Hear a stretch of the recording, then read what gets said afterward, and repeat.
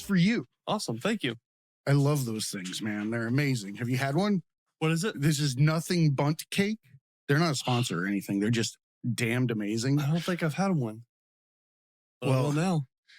Welcome to the show. Welcome to the Tragedy Academy, a show created to bridge societal divides in a judgment-free zone using candor and humor. I am joined today by the Florida Bushman, Chris Hunt. How you doing today, sir? I'm pretty good. And you? Living the dream, my man. I'm so excited to have you in. I feel like I've known you for years without ever meeting you. So thank you for bringing a smile to my face. Unfortunately, a lot of times my pants are around my ankles, but that's I think that's the American way to scroll Instagram now. You caught me. You caught me, right? No, I embrace it. Like, I have friends that I'll make jokes when I don't talk to them for a while, and I'll say, I'll send a picture of my feet and be like, "Hey, I got a few minutes. You need to text me." So. That being said, I think you've brought more smiles to faces than most any people on the planet, just because of the fact that it's a reverberation. So why don't you tell me a little bit about yourself, where you're from, and we'll kind of go from there. Awesome.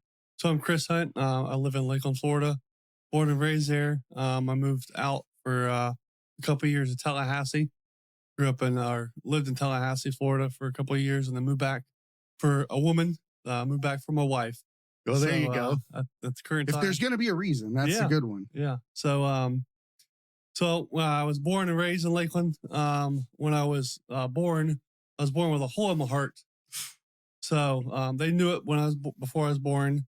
They were gonna wait till later in life to fix the hole, but it got so bad that 11 months old, they decided to go in and fix it. So they they put a patch on it. As a kid, I just thought they put a Band-Aid on it. Right. Kind of like that old kit for your bicycle tire that had like the glue and the rubber piece you put over it. Just put Fix-A-Flat in it. Oh, no, don't put Fix-A-Flat in the heart. No. I've seen, that's the worst thing you can do to a tire, I hear, like it turns it into like a concrete one-sided wheel. So then later on, they were going to put a pacemaker in. I think like 3 weeks after the open heart surgery, fixing the hole, they put a pacemaker in. So my whole life I've had a pacemaker.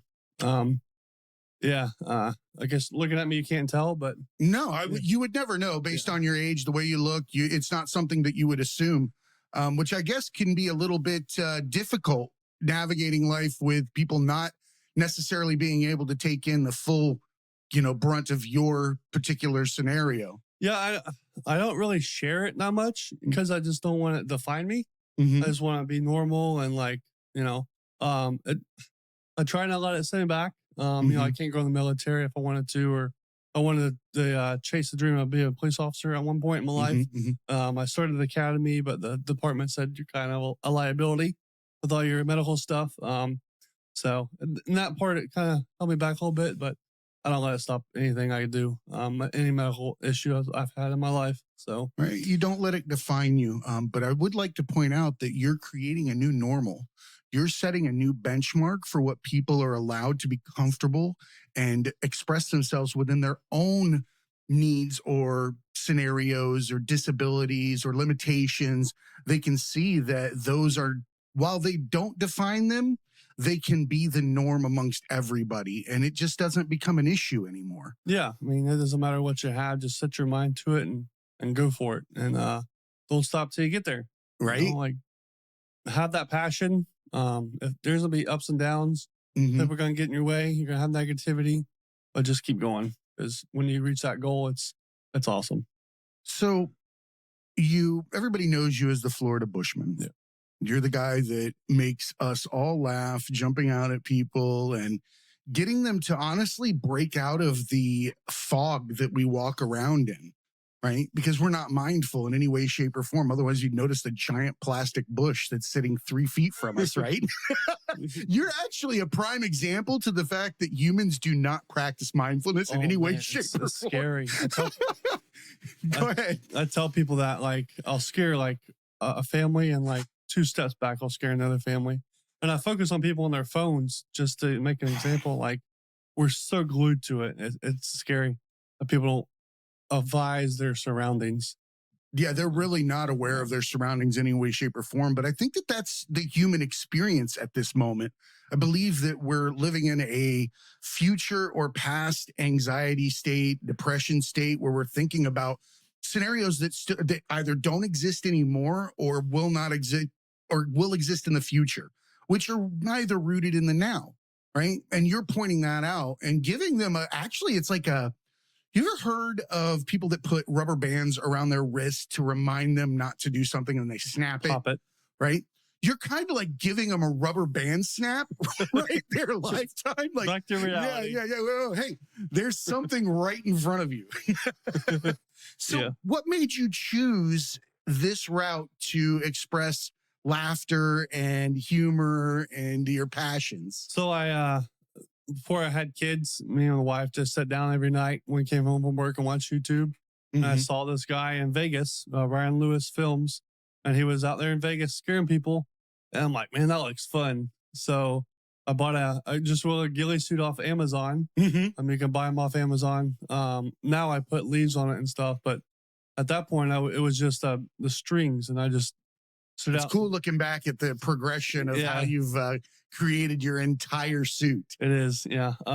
So I bought a ghillie suit offline, and it sat in the closet 3 or 4 weeks before I pulled it out and used it. And I scared my wife. I put it on and hid on the carport for a while, and sat there. And when she pulled up from work, I jumped out and scared her, and man, I was instantly hooked. So you got a dopamine rush out of the laugh, the whole thing. Like 20 minutes later, I ran down to my mother-in-law's house and scared her.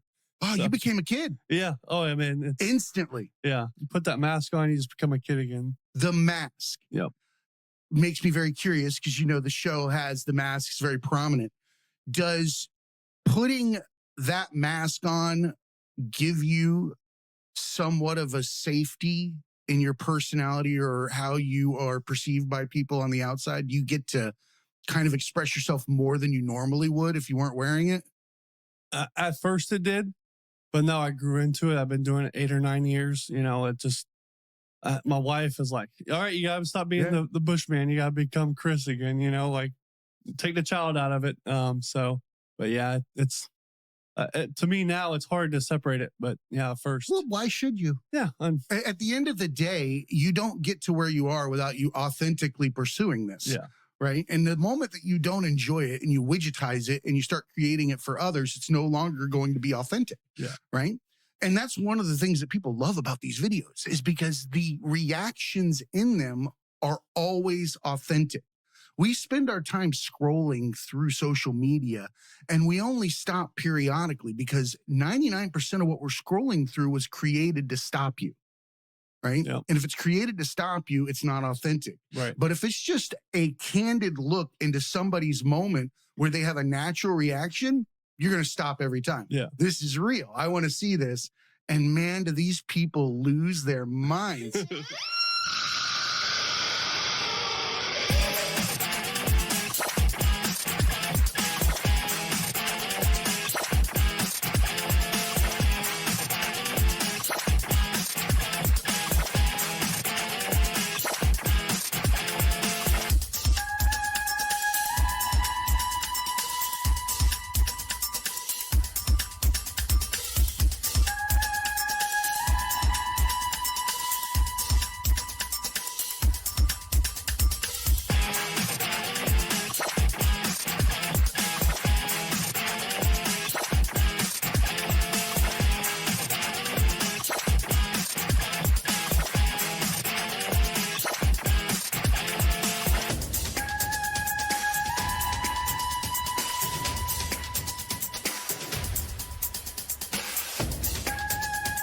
Tell me about, say, where you started and where you're at now.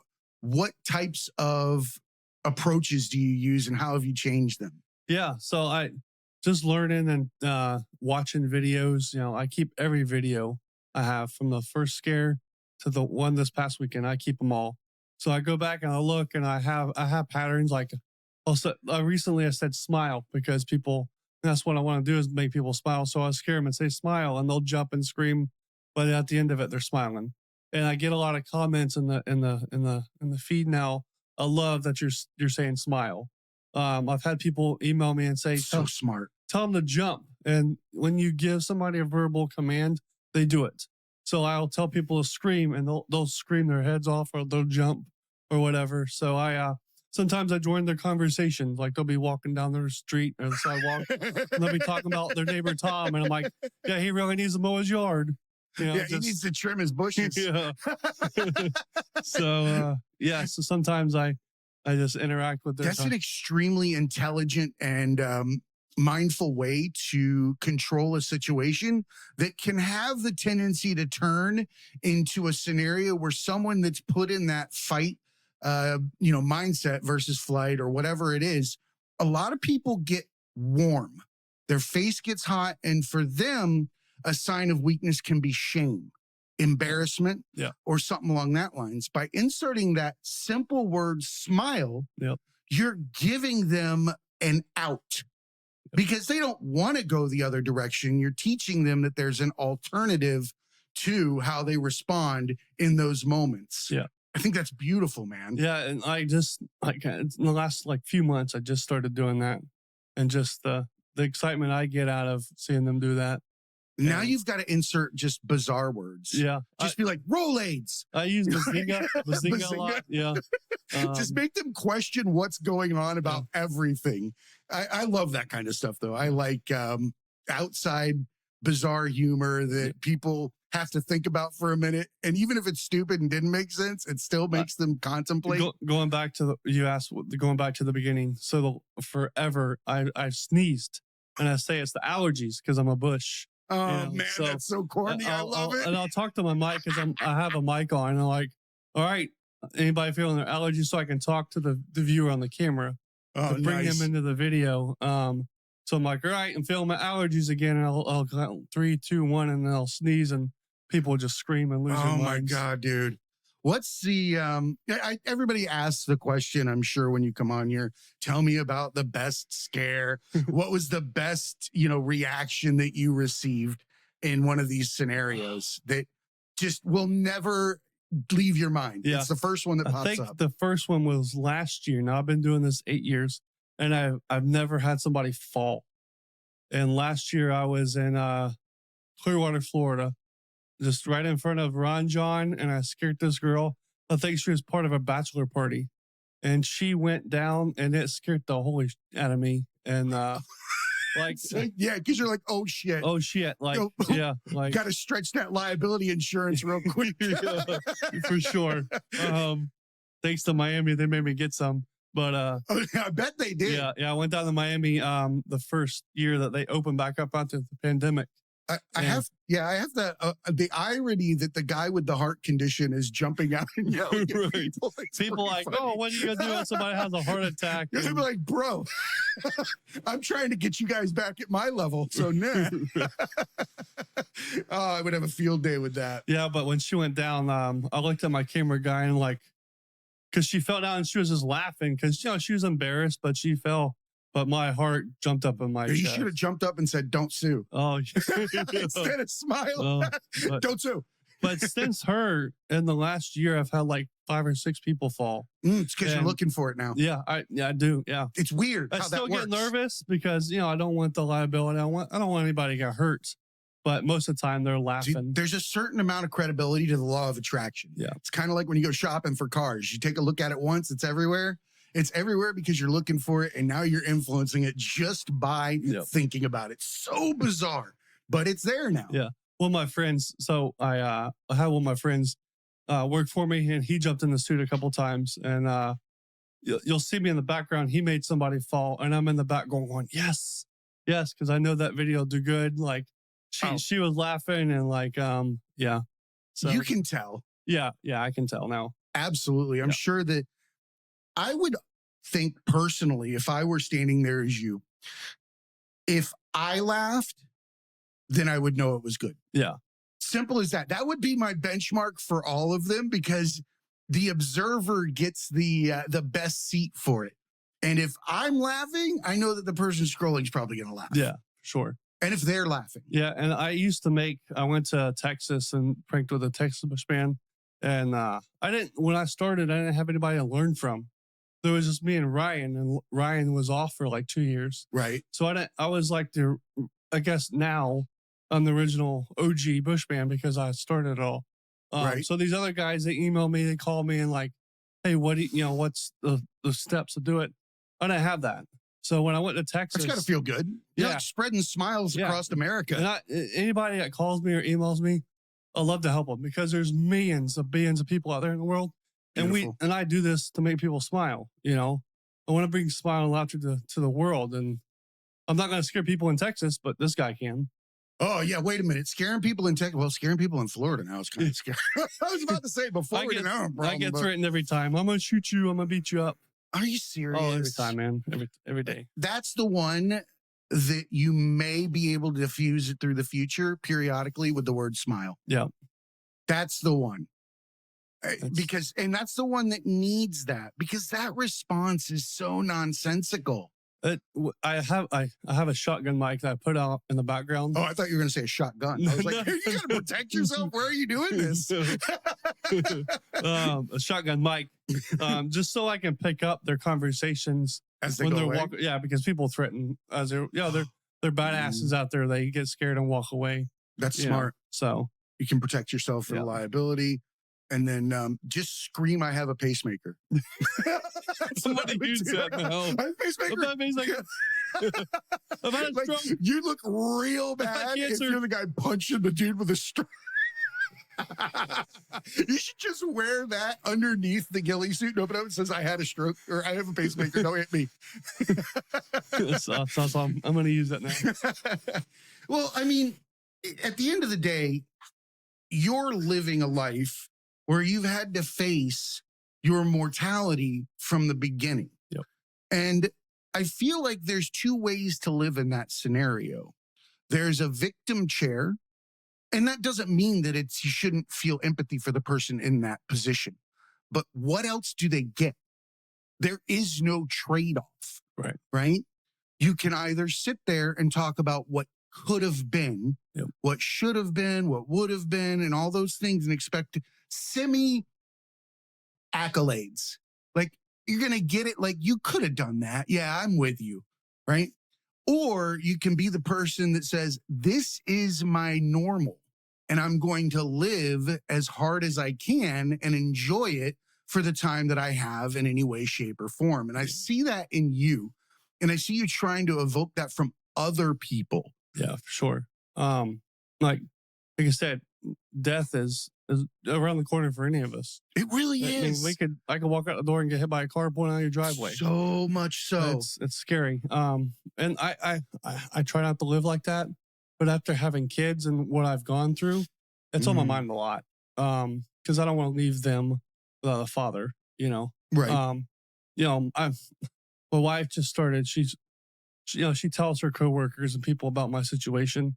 And recently she's told me about a couple stories that her coworkers like, man, you have to be worried about Chris and his heart and stuff. And I guess my mom and dad hid that a lot when I was a child. I can imagine. Just so it wouldn't affect me. Cause I couldn't, we ran a mile at PE class, growing up and stuff. And I was always last because my heart couldn't keep up with everybody else. Pacemaker, for God's sakes.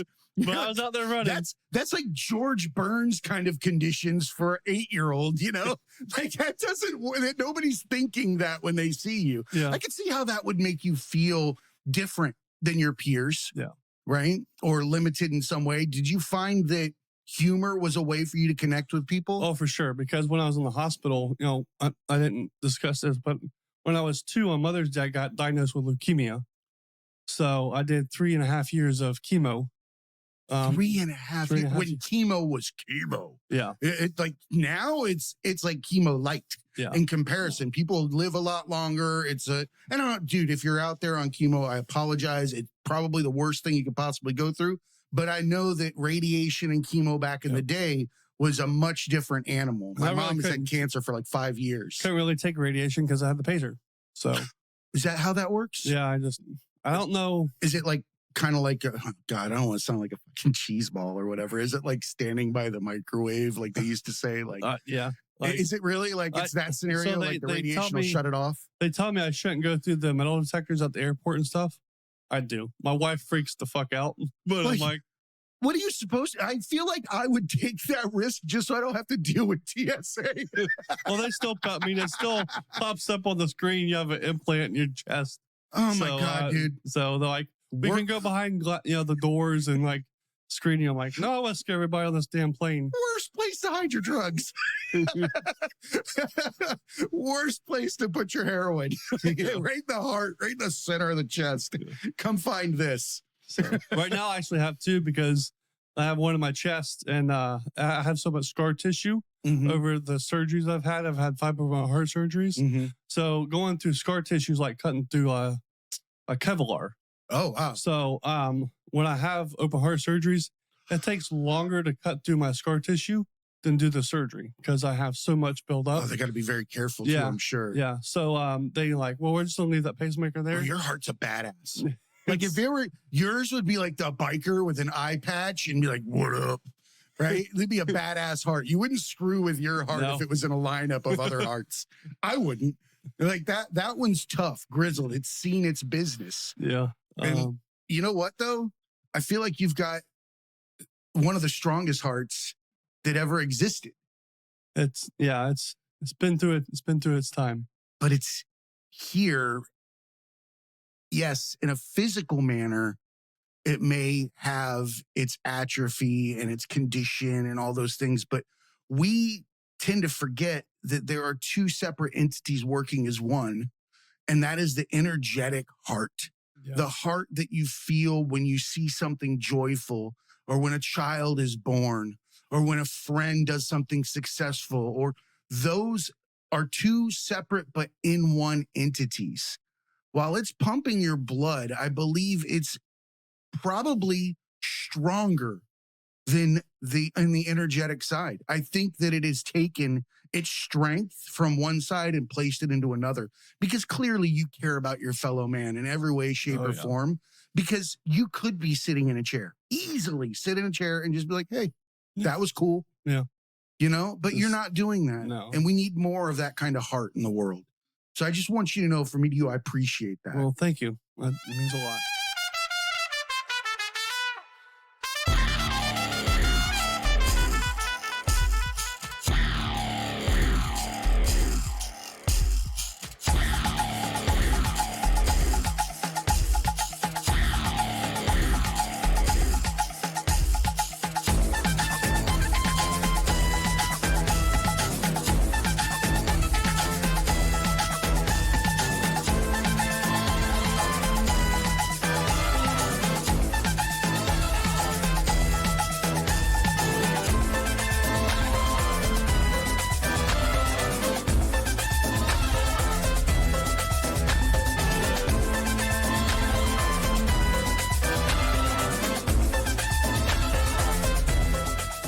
So I know I'm beating up on conditions. I laugh at things. I've had 5 hip surgeries. I'm not comparing myself, or 2 hip surgeries, 5 ankle surgeries, and a couple kidney surgeries. So I get it.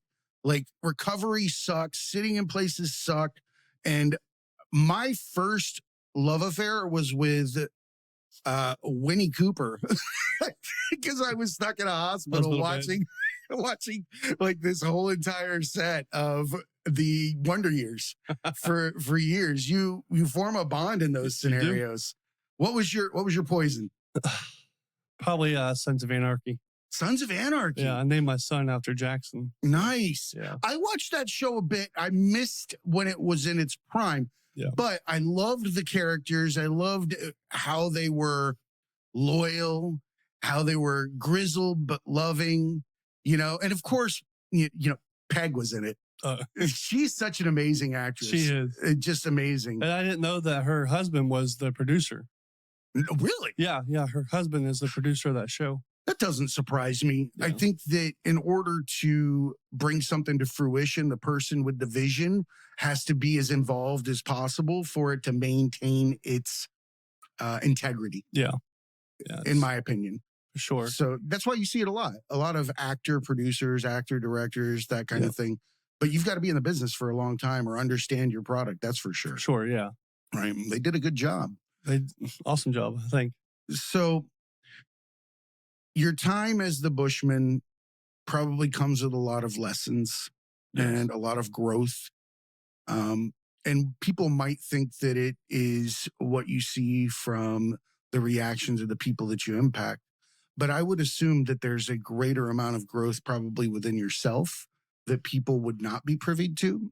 What do you feel you have benefited from or grown from with this entire endeavor? So, every social media person that entertains get these emails that, we save people's lives. Mm. And that's not what I went into it for. I went into it to make people smile and laugh because the world we live in is hateful. And I experienced that. But when you get these emails, and I just started sharing pictures throughout the years. I share pictures of my surgeries and stuff. But Mhm. when I get the emails like, "Hey, you saved my life," like I'm going through cancer right now. I sit in the chair, taking my chemo, and I sit here and watch your videos, and it puts a smile on my face. And like, I live each day to watch one of your videos, when I wake up or whatever. So that to me is like, wow, this is bigger than I ever thought it would be. And I'm out there pranking and I interact with the kids and they just come up and hug me. And I'm like, that's taught. Like, I'll sit there and for the last 4 pranks I've done, I've had one kid I just interacted with. After conversation over, they just give me a hug. And I'm like, man, Feels amazing, this is doesn't it? amazing. And that's why I do it. I couldn't have got a better answer Yeah. for that question. I think that we don't give people enough credit for the impact that they can have through small interactions. Just tiny. We're given the privilege of being called influencers, right? And I think there's an onus on us to act with a certain level of understanding for the human experience, and that what we're contributing people are going to consume and it's going to impact them in some way, shape, or form. And that when we're given the ability to speak on a microphone or into a camera and people are consuming it, we must make the decision to create something that is going to impact people in a negative or positive manner. And if you're using that time to create negativity, then you're not living your fullest potential. And that's really sad. Yeah. And you're sowing seeds of pain and sorrow and sadness and defeat when you could be sowing joy and passion and love and empathy and all those things. And an influencer's role is one that you should feel privileged to have, right? And that also means being in your raw form. And I love that you're showing everybody who you are because you're giving them license to be themselves. While it is a revealing process for you, right? And it can be a growth mindset where you become more and more authentic to yourself and you look less on the disabilities or capabilities that may not be there. And you're growing in front of those people. You're showing them that they don't have to succumb to their own limitations. They No. don't have to be the sum of society's judgment. Correct. Because that's what we're growing to. We're growing to a mold. And implicit biases tell us that if we see somebody that has had a stroke and has hemiparesis or something along that lines, that means that they may not be able to speak properly, or the person that's had a stroke and has something with their speech, and you automatically assume that there's a mental deficit of some sort. Yep. People talk slow to people that have had a stroke. Yep. Don't talk slow to me if I had a stroke. It's just my mouth, not my brain. Right. Right. But we'll do that. We'll slow down. We'll do things. We'll judge the way someone looks. We talked about this the other day, the tooth. When somebody loses a front tooth, we have such an implicit bias ingrained in us from society, from TV, from parents, Judging that book by its cover. right. And you'll look dead into the eyes of a Harvard professor and make him homeless in seconds. And it is unbelievable that we can do that. Like and I did it until a friend lost his tooth live time in front of me and looked at me and I saw him and I was like, why do you look dumb? Like, it was funny, but it hurt my head for a long time. I was like, I don't like that you look uneducated right now because I know you are. but something is cracking my head. And it's those little things, Yeah. that we glean and we start plugging in those societal judgments and giving people limitations without ever meeting them. Yeah. Like I could take all these disabilities, I say disabilities, my medical history I have, and Love that. I could sit and, at home in front of the TV and pity myself. But I don't decide to do that because, like I said, tomorrow can never be promised. And why am I going to sit there and pity myself if I can get out and do something positive in the world? Not just to change my life to make me feel better, but all these other people I'm changing their lives and maybe motivate them. I shot a video on pulling out of the driveway. I'm like, today's Tuesday, June 11th. Get up, do something positive in your life. Go say hi to somebody, put a smile on their face. Do something with your life today. Yeah, random act of kindness. Yeah, random act of kindness. It has a effect not just on the people that are receiving the kindness. It has an effect on you. Yep. Be greedy, selfish, and a narcissist and eat up that feeling as much as you can in life.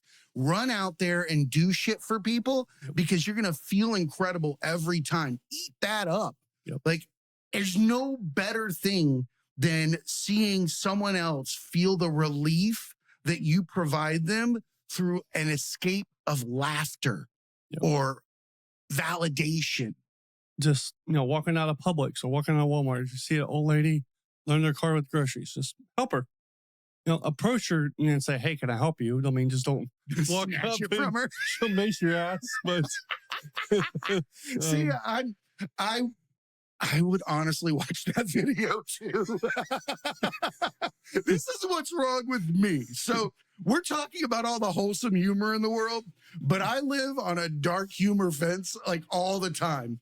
Like I love dark humor. I love, because it calls out the fallacies in our understandings of society live time, but not putting somebody on the carpet.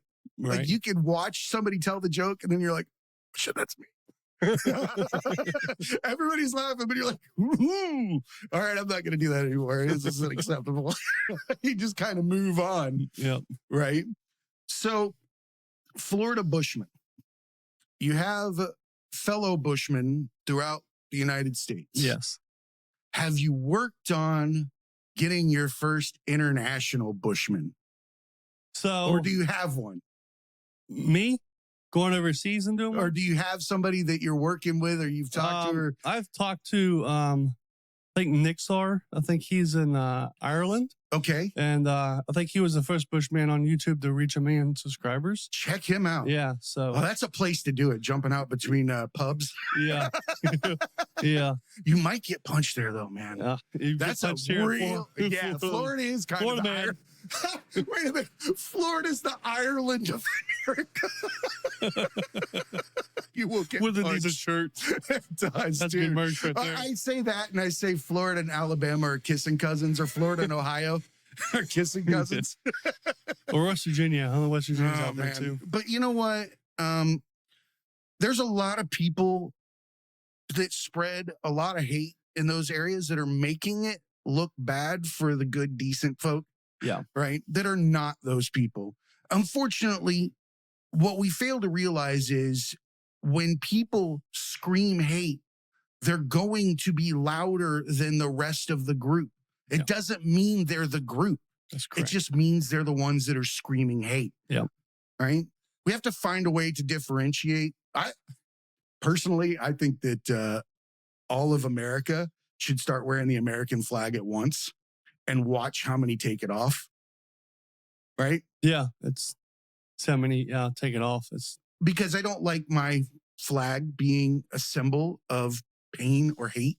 Yeah. Even though the people that are using it in that manner will never say that. And I don't talk political on the show, but we live in Florida. Yeah. And it's painful to see reminders of hate drive down the road, knowing that there could be a child in another car consuming that assuming that. and be in pain. Yeah. Or a mother or learning from it. Yeah. All the same. Like if you have to put on something every day that invokes confrontation with others, you're the problem. You're the issue. Yeah. If you have a shirt with a racial epithet on it, you're not you're the problem. Right. Even though you think you're trying to, it's not hate, it's what, no, you're the problem, dude. Yeah. And we need more people to call that out. We do. Not in an ignorant manner. Yeah. Make it unacceptable. Shame them. As soon as somebody does that, everybody just walk away immediately and leave them standing there with their words. Or, I love this. When someone says some heinous crap like that, especially when you live where I live, look them in the eyes and don't respond. Just give them a moment of ponderance. Just like a kid with their hand in the cookie jar, they'll jerk off that first response, but the second one, they're going to be like, yes. They're going to do the same thing. They're going to realize that what they did was not acceptable. Conscious, and I hit them. Mm-hmm. Yep. Yeah. Or you say, why don't you go home and think about that and just walk away. Yep. Or you give them a timestamp. You're going to remember this for the rest of your life. That was not a good thing to say. Yeah, sure. People don't like that. No. And when you don't yell, somebody pointed this out the other day. When you don't yell and you talk in a low manner, low voice, people have to listen. Yep. Because they have to stop to listen. They have to stop yelling. Yeah, I learned that. I was in the Police Explorers. Love that. I got taught that. Like when you show up to a domestic and they're yelling back and forth, just talk in a normal voice because they're going to have to lower their voice to hear you. Mm-hmm. No more, damn it, Randy, I can't take it anymore. Back up, that's Terry. in Florida. Back up, Darnell. That's the angry. I do voiceover and voice acting, and that's awesome. One of my favorites. My wife thinks it's hysterical, and I'm like, damn it, Randy, I can't take it anymore. Because that's such a Florida thing to hear. You could be in Home Depot, trailer park, Walmart's. You have to add the S, you know. Here's the thing. Again, salt of the earth people are here. You know, I'm not going to bang on my state, but you are the Florida Bushman. So we're talking about Florida. Yeah. We have another podcast that we love. We're friends with Florida Man on Florida Man. Oh yeah. What's the son there? Yep. And it's funny. I saw that you had been on there after we had invited you on. Yes. Actually, Wayne and Josh have been here in the studio. Oh, watch that. Watch that. Yeah, we've been over in their studio. I love those dudes. They're awesome. They're truly affecting change through humor and satire.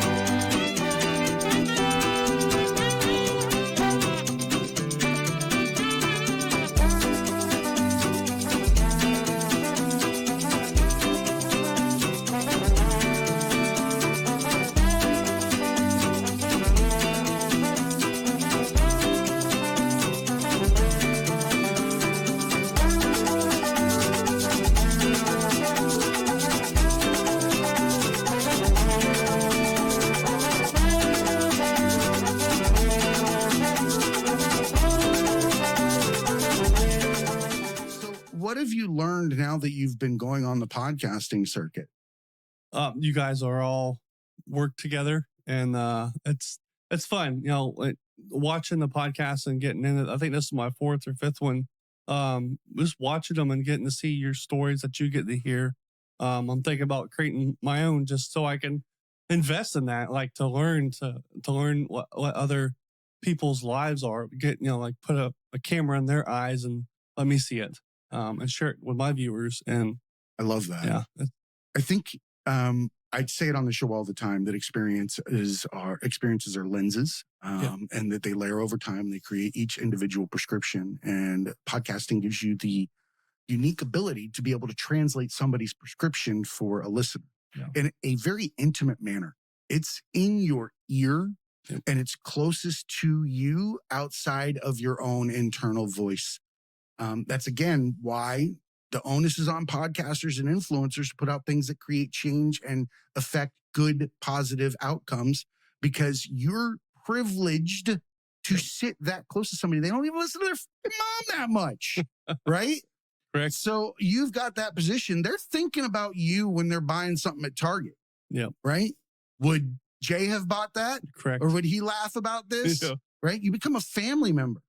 right? So Sure. Yeah. I think that you're doing a great service by living your life with purpose Yeah. on both sides, right? You're doing it in business, but you're doing it and trying to find additional pursuits that Yes. can affect change.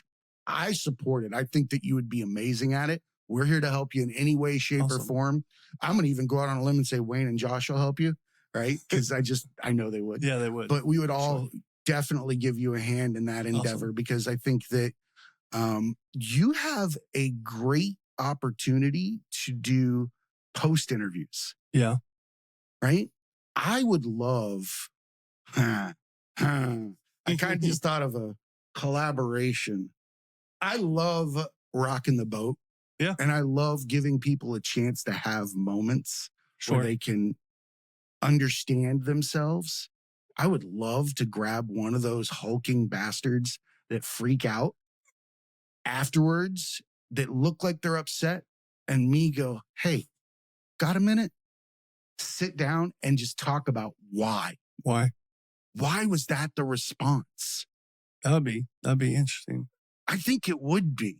And not all of them are going to be down to fucking explain why they reached out at or hit my ass or punched a guy who had a stroke. Like, no, not everybody's going to want to do that, but then there's going to be the one. Yeah. And that one could probably shed some light in two different ways. One, we can let them see why they, really don't have to live in that fear, because that's fear. Yeah, right? Sure. But it also gives them a chance to explain where it came from. Yeah. Why it exists. It's probably the first time that they would ever have had to articulate it. Yeah. Might even make them feel like they've released a demon, right? Or they can look at how nonsensical it might be. It could open a lot of doors in their mind and come back in 10 minutes. Come back into... I do like the guy that has such a short-term memory problem that he went through that whole scenario with us and then comes back and gets scared again. All the time. All the time. All the time. You're outside of a head injury unit. Just scaring people repeatedly. Oh, God. 51st scares or whatever. 51st scares. Instead of 54th stage. Coming to a spirit Halloween for you. That's what they should do that. Oh my God, that's funny. 51st scares. How long have we been talking, man? I haven't even looked. Okay, we got plenty of time. Yeah. Plenty of time. So the Florida Bushman came into existence 8 or 9 years ago. Outside of that pursuit, what do you love to spend your time doing? My kids, my family. So I'm going to go off for a second and then I'll come back to that question. Please. So when I created the channel was called Fred Special Television. So going back to my stroke, I had my stroke when I was I went to the hospital to have a, what they call a heart cath, but they stick a camera tube in there. Yep, and it goes in your thigh. Now they do it through your neck, through your arm. But this one was through my thigh, right in the crease of my pelvis. You're asleep, right? Yeah, I'm knocked out for sure. But I had a stroke during that procedure. So it was supposed to be an in and out same day. It was an outpatient procedure I was having done, but I had the stroke on the operating table. And when I came out of surgery, they were bagging me. They were breathing me. Walking down the hallway, my mom's sitting there like, what the fuck is going on here? Oh my God. So I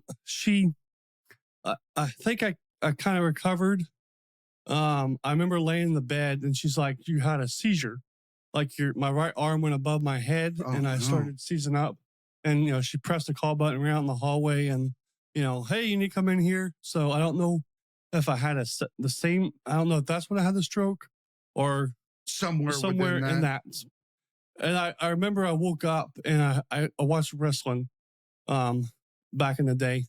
Dude, so did I. I grew up on it. She was in my way and wrestling was on. I looked around her and I remember Ric Flair and somebody else was wrestling. But then they started doing the stroke procedures, like to see if I had a stroke. So they asked me to lift my left arm. So then the character in me, they asked me to lift my right arm and I couldn't. So I just grabbed it and lifted it with my left arm. Like you were doing a sleeper tap, you know, and they used to do back in the day, they'd pick it up and drop it. Yeah. And the third one would be like, ugh. Yeah. So then they, took me to get a CAT scan and all that stuff and found out I had a stroke. So when I created the channel, again, going back, I had the procedure during spring break. So I could. Worst spring break ever. Right. So, well, I mean, it was supposed to be an end day out the same day. So I would be recovered and be able to go back to school after spring break. Well, I never went back to school that year because I had a stroke.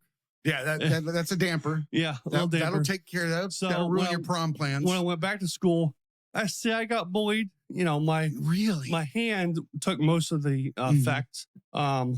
So my muscles tightened up in my arm. Mm-hmm. So I named my arm Fred. So that's where Fred Special Television came out of it. I knew television wanted to be in there somewhere. So I created the character Fred for my arm. I fucking love that. And that's where the channel came from. But after making a brand, I needed to come up with something more SEO searchable. So then I get it. I'm the Bushman. Mm-hmm. And I'm in Florida, so might as well be called the Florida Bushman. So that's when I changed the name, but the original name was Fred Special Television.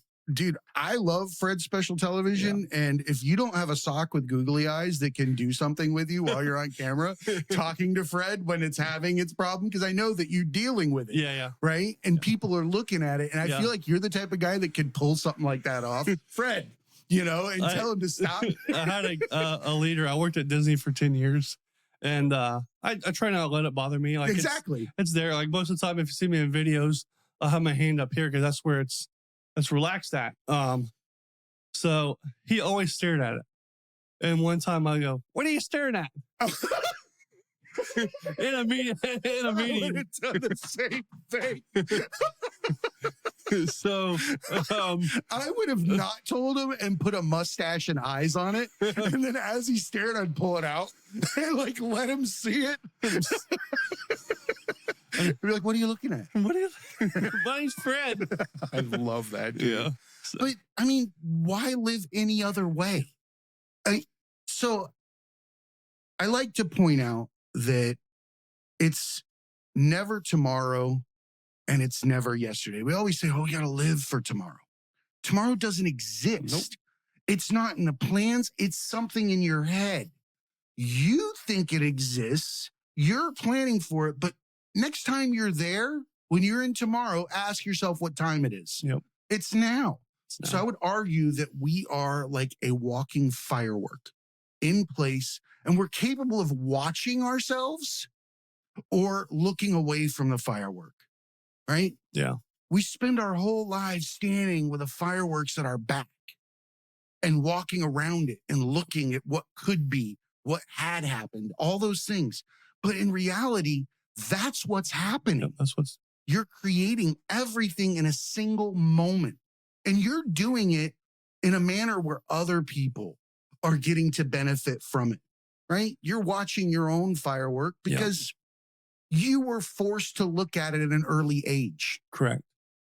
Yeah. My whole life. Your whole life watching it. Yeah. But man, it's beautiful. It's just try to live every day in the moment. That's exactly what we're supposed to do, though. There's a million thousands of religions that will tell you these things, mindfulness, prayer, live in the moment, you are God, you're all these things. Dude, it's true, right? I heard or I read one time where someone said that your life is simply a walk where you meet other versions of yourself, right? Yeah. And that's one of the reasons you're supposed to treat everyone with kindness, because they're actually you, just in different forms. Because I found how much truth is in that since I started working the show, because when I listen to people like yourself tell me your experience, there are relatable things within that. Yeah. And when you listen to the human experience, not hear it, listen, it gives you the ability to relate. it gives you the ability to look through their lenses, Yep. right? And I think that you're providing people a chance to refocus on now, right? You're doing a beautiful thing with that. And I think that living facing your fireworks versus looking away from them is what you're an example of, right? Enjoying it in the moment. And people need that because, contrary to popular belief, like you said earlier, we're all one inhale from death. Yep. Like literally, I had a doctor tell me once, I did not like this, right? When I was in shape back in the day, I used to do a lot of running and ruck marching and stuff like that and try to do competitions and yada, yada, yada. And the doctor, when I came one time, he's like, you have a limited number of heartbeats, right? Why are you using them all now? I was like, don't say things like that, dude. So not cool. Like, he's like, relax. Stop trying to put yourself in that state in your living condition all the time. Save some for life. Yeah. Like, that's not wrong, right? Yeah. I feel like you're using what you have effectively, right? Man, I never thought about it like that, man. I appreciate you. I appreciate you taking the time to come here and for being somebody here in this state, affecting change and being a beacon for hope, right? I tell people when they come on here, be a lighthouse, Yep. right? A lighthouse does its job. It's authentically itself, and other people take their cues from that direction. Yeah. And it allows them to be their own lighthouse in their area of the world and affect change from their location. People don't need to be standing next to you to feel the change. Yeah. Right. And I think you recognize that by the emails that you get. We get emails too. Yeah. And there is nothing better than knowing that you helped somebody through a difficult time or gave them license to be themselves or took away some implicit bias. Those are beautiful things to know that you're doing.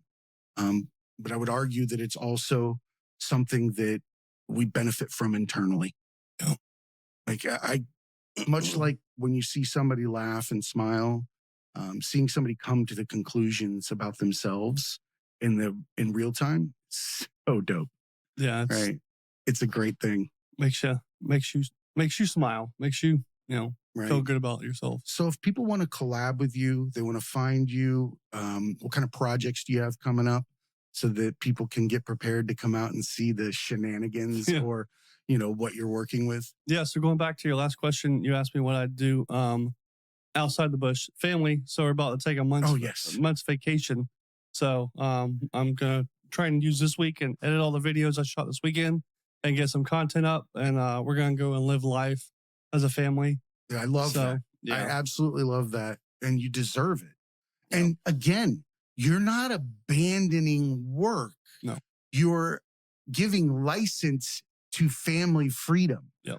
Right? You're showing priority. You don't have to sit there and create widgets for people to affect them.